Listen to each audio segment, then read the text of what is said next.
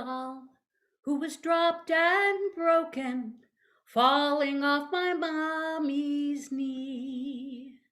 I'm a little doll that has just been mended.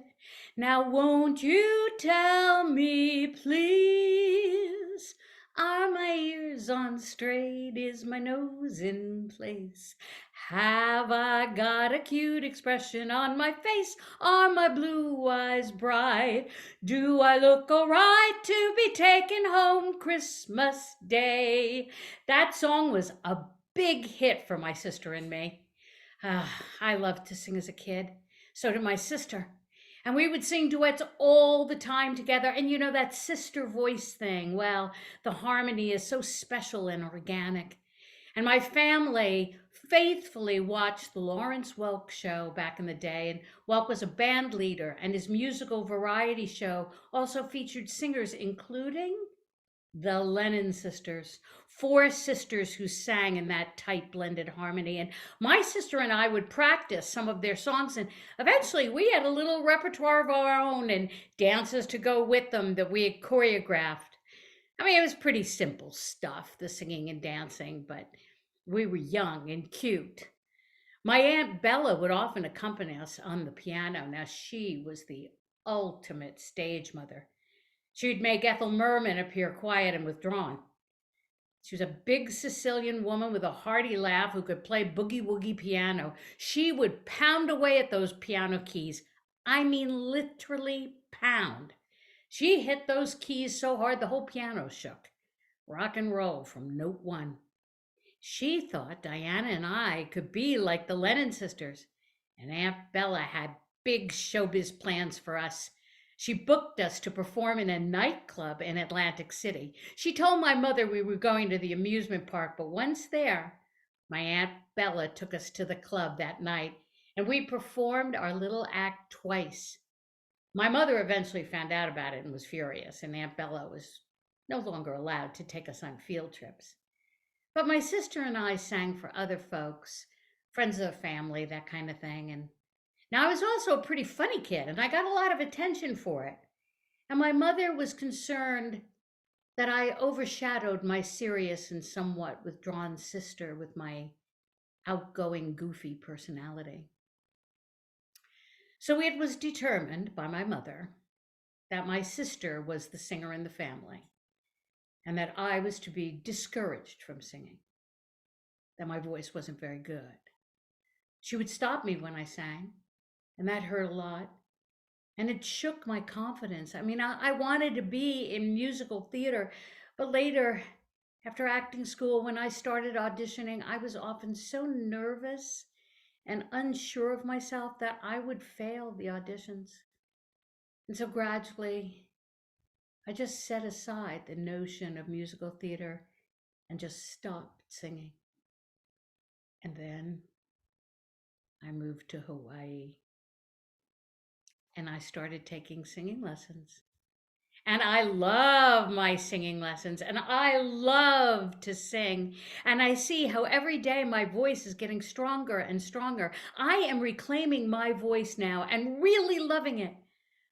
I sing because it gives me pleasure.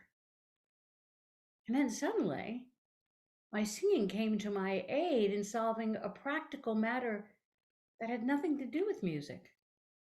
Have you ever tried singing to a store clerk or a government official to help you solve a problem? I'm serious. I've discovered that people love it when you sing to them. It's an unexpected gift for a clerk who deals with the public to have someone sing to them.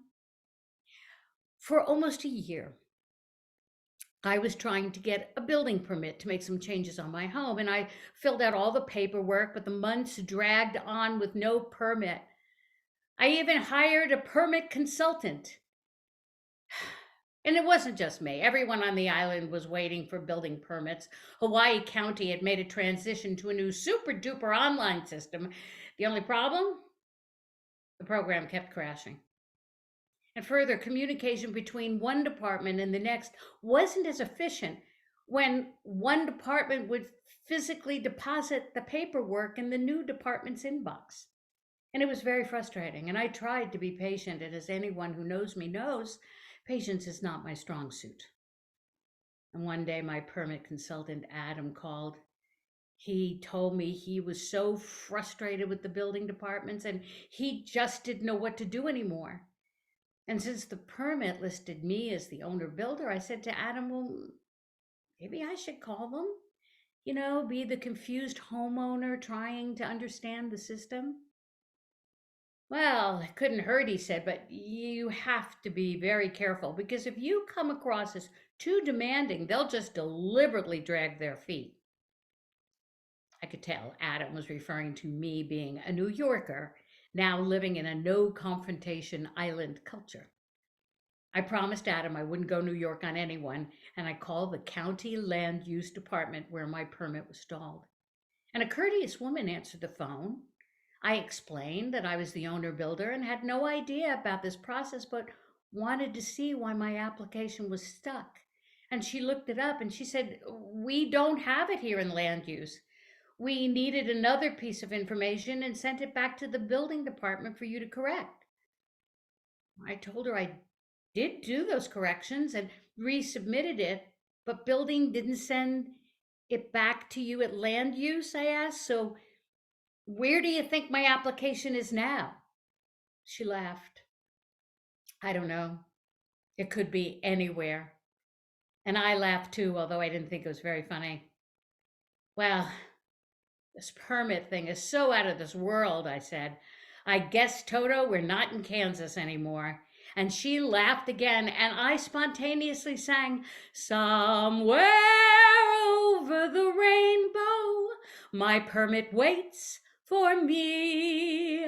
My permit waits now in limbo. Oh boy, I'm up a tree. And now she was really laughing. So I continued. No one has ever sung to me before, she said. And I continued, if tiny little permits fly beyond this rainbow, why, oh, why can't mine? Hang on, she said. I'm going to call the building department. And after a few minutes, she came back. Well, yes, they do have your application with the new information and they're sending it up to us. Check the online system in an hour to see its progress. Well, what do you know? By the end of the day, my little application was approved and now sent back to building for final review, the last step before getting the permit. But now there was another problem. Instead of being considered an application in progress, it was queued as a new project and wasn't scheduled to even be reviewed for another month. Another month of waiting. Oh no. Back to the phone. Now I called the building department and I got another lovely person, a man this time, and I explained everything to him and then I sang, oh, planning man, my permit is waiting from glen to glen and down the mountainside. Please get it quickly so I can finish this damn project. And now he was laughing. And then one day later, everything was done, reviewed, and passed. And at last, with a little singing help, I got my permit. And that got me started singing to people.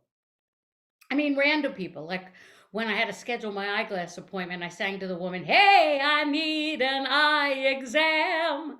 Can we make an appointment? I just make it up. Doesn't have to rhyme or even sound good. Just singing to someone makes my day and often theirs. Hey, try it sometime.